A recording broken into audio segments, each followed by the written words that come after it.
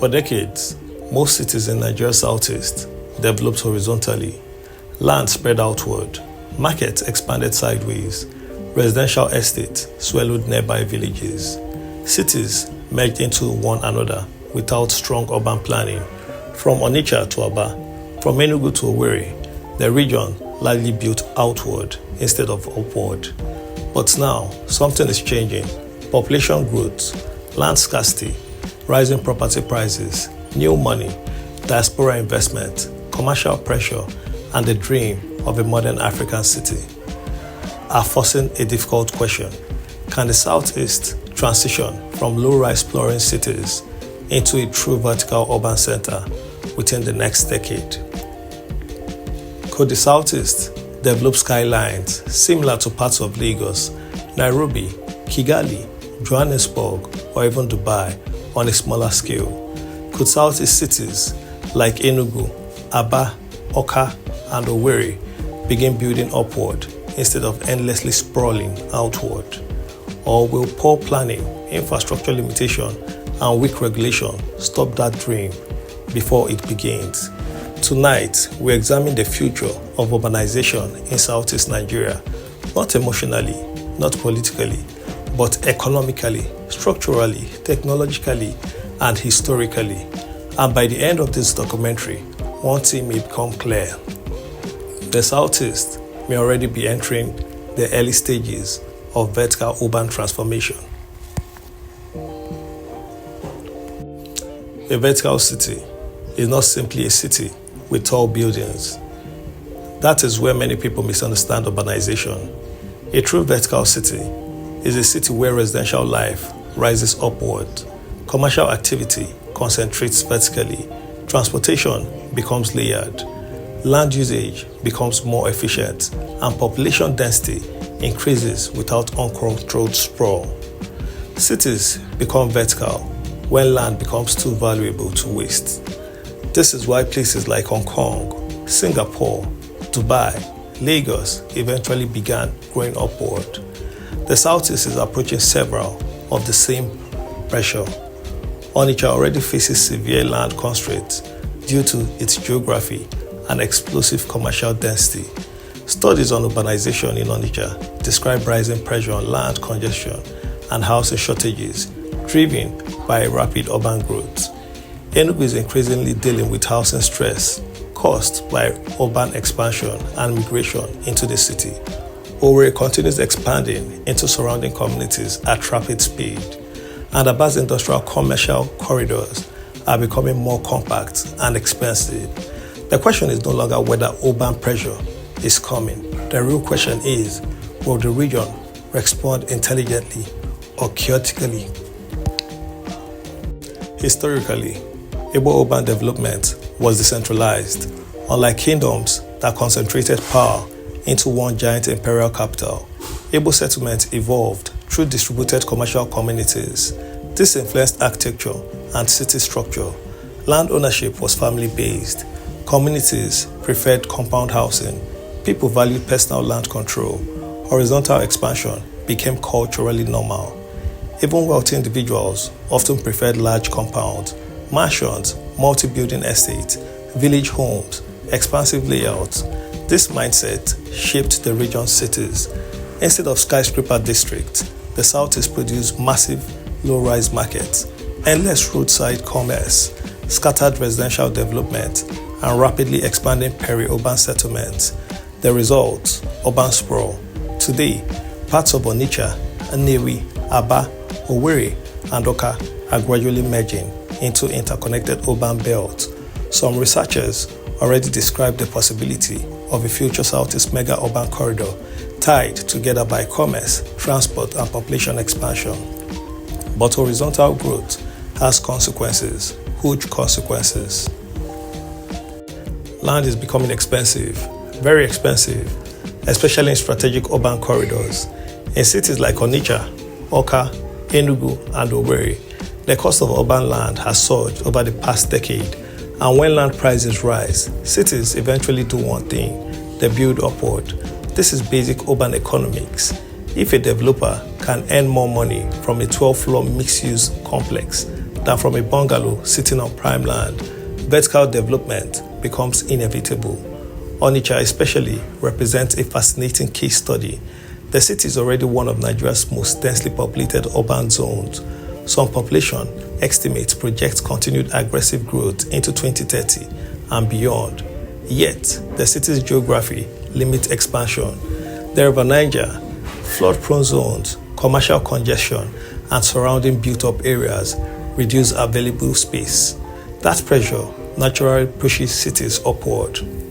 This is exactly what happened in Lagos Island decades ago, and many analysts now believe part of Southeast may face similar pressure within the next 10 years. Among all Southeast cities, Enugu may have the highest probability of organized vertical development. Why? Because Enugu possesses several strategic advantages: planned road layout, administrative structure, growing elite population, rising tech and service economy, educational concentration, and comparatively better urban order. Unlike extremely chaotic commercial cities, Enugu still has room for planned transformation. Recent urban studies already highlight rapid urbanization and increasing housing demand in Enugu metropolis, and increasingly, developers are beginning to experiment with mid-rise apartments, mixed-use development, luxury estates, smart city concepts, and compact commercial clusters. If Enugu successfully develops stronger power infrastructure, modern zoning, urban rail or BRT systems, efficient drainage, and digital land administration, it could emerge as the South's first truly modern vertical city, not necessarily a 70-floor house, but with 10 floors, 15 floors, 20 floors urban clusters that permanently change the skyline. While Enugu may choose to become a vertical city, Onitsha may eventually be forced into it. The city's commercial intensity is extraordinary.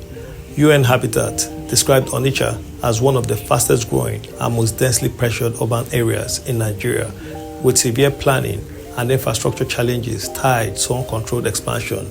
The city's importance comes from river access, bridge connectivity, massive trade networks, regional transportation, and wholesale commerce.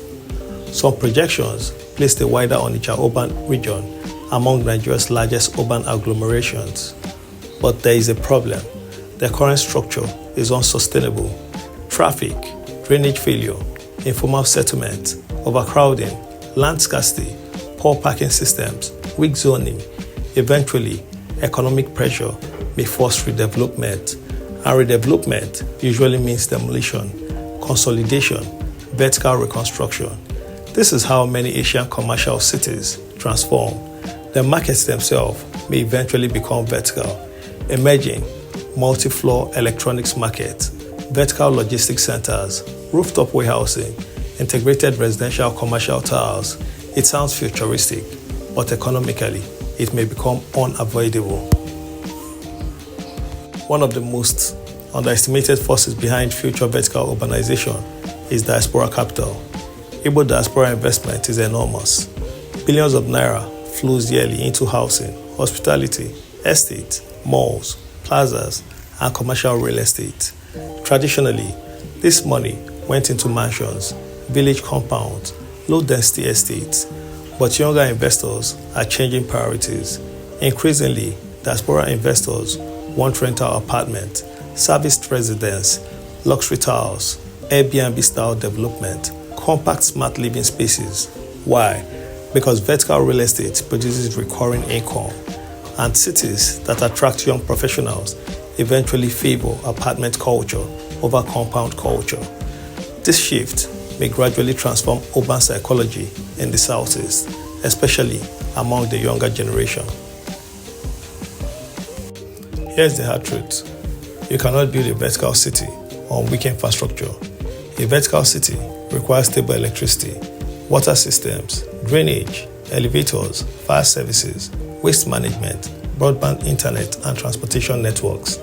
Without these things, skyscrapers become disasters. This is why some Nigerian cities struggle with poorly maintained high-rise structures. Urban researchers studying the Southeast cities repeatedly emphasize infrastructure deficits as a major challenge to sustainable urbanization. If Southeast wants true vertical growth, infrastructure investment must rise dramatically. Power may be the biggest game changer. If states like Enugu State, Abia State, and Imo State successfully improve electricity reliability, vertical development could accelerate much faster than expected because elevators, cooling systems, smart buildings, and modern towers depend heavily on power stability. The next decade may not produce Manhattan-style skylines, but it may produce something else, compact vertical district. This is important. The Southeast may urbanize through nodes instead of one giant downtown. For example, commercial towers in Onitsha, tech districts in Enugu, manufacturing commercial hubs in Awka, hospitality corridors in Owerri, industrial vertical clusters in Nnewi. This decentralized model actually aligns with traditional Igbo economic culture. Instead of one mega city dominating everything, multiple specialized urban centers could emerge, and this may become the region's greatest advantage. Now we confront the uncomfortable side. Many things could derail vertical urbanization, including corruption, poor enforcement, unsafe construction, weak planning agencies, flooding, political instability, and inconsistent infrastructure. A badly managed vertical city becomes dangerous. Collapsed building, traffic nightmares, drainage disasters, urban slums stacked vertically. Researchers examining Onitsha's urban crisis already warn about how poor planning transformed part of the city into environmentally stressed zones. This means the Southeast must avoid repeating mistakes already seen elsewhere. Vertical cities without planning is chaos, and this may determine whether the next decade becomes a modern urban revolution or an uncontrolled real estate explosion. Technology is quietly changing African urbanization. Remote work, smart surveillance, digital payment, online commerce, AI-assisted planning, and smart grids. All these things favor denser cities. Even construction technology is changing. Modern prefabricated construction methods can reduce building time significantly compared to older systems. Young African architects are increasingly embracing compact living, sustainable urbanization, green towers, energy-efficient buildings. The Southeast's youthful population may accelerate adoption faster than many expect, especially in Enugu, Awka, Owerri, and parts of Anambra State. One of the most fascinating possibilities is the emergence of a connected Southeast urban corridor. Imagine this: Onitsha, Awka, Nnewi, Owerri, Aba, and Umuahia connected through expressways, rails, logistics systems, digital commerce, industrial corridors, not as isolated cities, but as one giant economic ecosystem. Some urban observers already speculate about a future mega-regional urban belt in the wider Eastern Corridor if transportation and infrastructure improve significantly. This would radically change Nigeria's economic geography, and in such a system, vertical urban nodes become economically logical. So can the Southeast go from horizontal to vertical city structure in the next decade? The honest answer is partially yes, but not uniformly. The transformation has already begun. Not through giant skyscrapers, but through rising land prices, denser development, apartment cultures, mixed-use real estate, commercial intensification, and urban redevelopment. The Southeast may not resemble Dubai in 10 years. That expectation would be unrealistic. But it could absolutely develop organized mid-rise districts, modern urban corridors, vertical commercial hubs, smarter residential density, and connected metropolitan ecosystems. The cities most likely to reach this transition are Enugu, Onitsha, Owerri, Aba, and Awka. And if infrastructure improves fast enough, the next decade could permanently reshape the skyline of eastern Nigeria, because eventually every growing economic region reaches that same realization: you cannot expand outward forever. At some point, the only direction left is upward. The future of Southeast may not only be about wealth.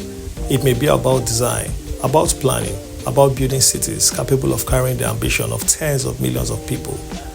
The question is no longer whether urbanization will happen. It already is. The real question is, will Southeast build cities of the future, or simply bigger versions of today's chaos, Only time will tell.